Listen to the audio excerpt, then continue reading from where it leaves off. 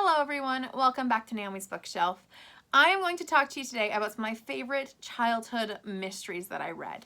Now I have 5 here with me and I have another couple that I could not get my hands on, which is really sad. But that's okay. I'll show you pictures of them. So we're going to just talk about this. I did another one of these talking about my favorite historical fiction books from when I was a child. And we're going to do the mysteries version now. This is where I get a lot of my tastes from, though, I've got to say. So the first definite one is The Hidden Staircase. Well, not The Hidden Staircase, but Nancy Drew. I loved the series growing up. I loved the mysteries and how clever Nancy Drew was, how she was able to decipher clues, figure things out, and then she was so sneaky and smart, and I loved it. So I loved The Hidden Staircase. Well, The Hidden Staircase. I remember reading this one. I don't remember all the details of it, but I loved just Nancy Drew. And in correlation with that, I have another one, which is Hardy Boys. I love the Hardy Boys as well, but I always was wondering why they always would just get hurt so badly. Now, it's funny because later on I read an article that said if you take into account the amount of injuries they all received, these two would be vegetables. She'd be fine. And it's just like how many brain injuries and how many times they hit their heads and everything. But I loved these two series. They're so connected. And I loved that even though these two people aren't real who wrote the books, it was written by a bunch of ghostwriters like that wrote both series. I just loved them so much. So these were definitely the kickstart probably to my love of mysteries. Another one that probably should have been included in my last video about my middle grade loves, but I think it definitely, I remember this having a mystery element which I absolutely adored, and that is Magic Treehouse. So these I always remember having some sort of clues you need to figure out and put together, things that were, you're learning about history but you're also just like trying to solve a riddle of sorts, and I loved that aspect in these.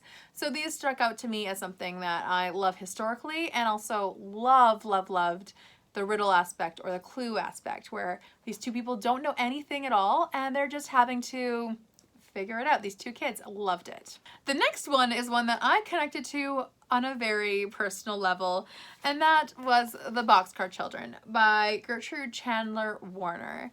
Now these ones were so near and dear to my heart. I am the oldest of 4 children and we always came up with these crazy imaginative games, and I always really connected with Henry. That's his name, Henry. I always really connected with Henry or Jesse, as they are the oldest 2 children who are just trying to help their siblings. Basically, they run away from home after their parents die because they think that their grandfather does not want them. And so they go and find a boxcar and turn it into their house. It's really sweet, and I loved this isn't a really big mystery one, this is more setup for the rest of the series. But it is a bit of a mystery too, with like how are they going to survive? And then the rest of the series is where the 4 of them solve mysteries together. And they are called the Boxcar Children. I just love it, and these always have held a special place in my heart in regards to my class. When I look back on my childhood, the mysteries, this one's always been special to me. Another series is, I loved these. Now, the riddle aspect, the clues aspect, this is so much part of me that I loved Encyclopedia Brown. Now these aren't like, this is not just a bunch of stories. This is a collection of cases that Encyclopedia Brown solves. And I remember one in particular being about an old haunted house or something, and they all thought it was haunted. But then Encyclopedia Brown's like, actually no, the money on the ground was placed there because the dollar bill is underneath, and that's not the way of gravity. So things like that, my brain was like, that's so cool. How did you figure that out with science and just like, you know, common sense? So I really loved these books. Along with this kind of train, there was the Clue and Clue Junior. I always loved those and like would scour them for details. I would read them, and I remember one Clue mystery being what hats were every person wearing at the end of the dinner, and it wasn't even murder, and I was like, okay, well this person had this hat, and I had to go back through and figure it all out.